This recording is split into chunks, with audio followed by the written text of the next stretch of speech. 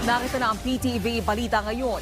Tinutugis na ngayon ng binuong tracker team ng Philippine National Police sa mga sangkot sa maanumalyang flood control project sa Davao Occidental. Ito matapos ang anunsyo ni Pangulong Ferdinand R. Marcos Jr.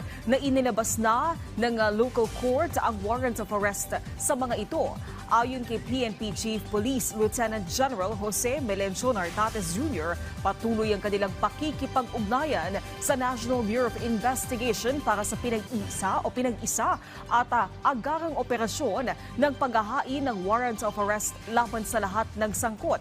Nananawagan naman ang pambansang pulisya, sumuko na lang sa otoridad ang mga sangkot sa katiwalian.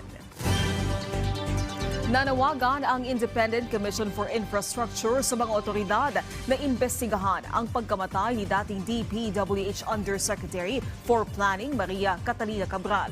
Ayon kay ICI Executive Director Brian Hosaka, nakatakda sanang dumalo sa ICI hearing si Cabral noong December 15, subalit hindi siya nakasipot.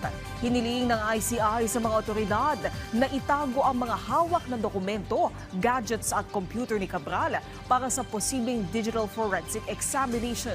Samantala, nagpaabot na rin ang pakikiramay ang ICI sa pamilya ni Cabral.